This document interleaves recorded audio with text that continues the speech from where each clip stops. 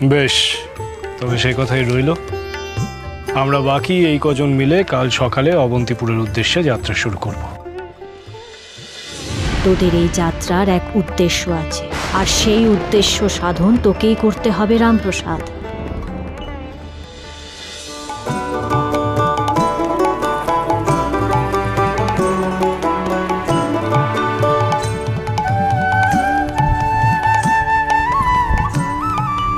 সর্বাণী, আমি জানি যে এখনো অনেকটা পথ আমাদেরকে যাত্রা করতে হবে, তবু এই স্থান আমার এত ভালো লাগছে, এত মনোরম, এত সুন্দর যে আমার এখানে একটু বিশ্রাম করতে ইচ্ছা করছে। এক কাজ করি, আমরা বরং এখানে খানিক বিশ্রাম করি, তারপর না আবার যাত্রা শুরু করব। সেই ভালো। দুঃখী দাদা, আপনি বরং সমস্ত জিনিসপত্রগুলো এখানেই নামিয়ে রাখুন। সর্বাণী, আজ অমাবস্যা।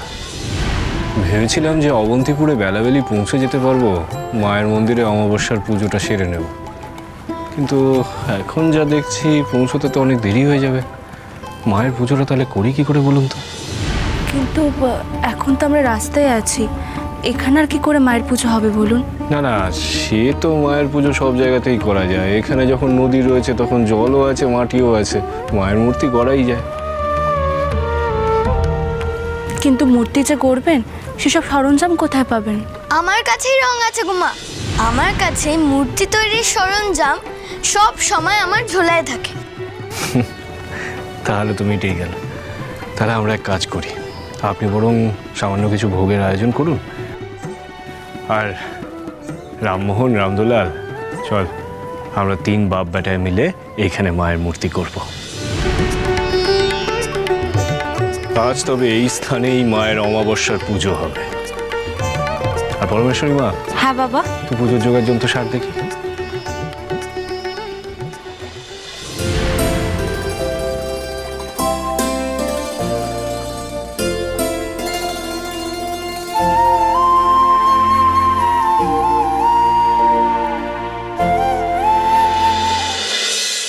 জয় মা।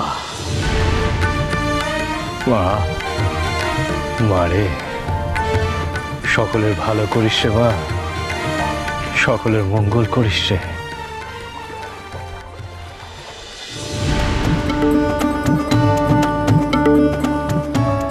দেওয়ানজি, আগে আপনি রান্নার ঠাকুরকে বলুন এখানে রান্নার ব্যবস্থা করতে। জায়গাটা খুবই সুন্দর। আমরা দুপুরের আহার এখানেই শেষ করে চট্টগ্রামের উদ্দেশ্যে রওনা দেব। আগে বড় কর্তা, তাই হবে।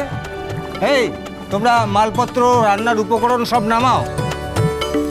পাচক মশাই, আপনি রান্নার ব্যবস্থা করুন। দাদা, চলো আমরা এখানে একটু আশেপাশে ঘুরে আসি। এখানকার প্রাকৃতিক সৌন্দর্য অপরূপ।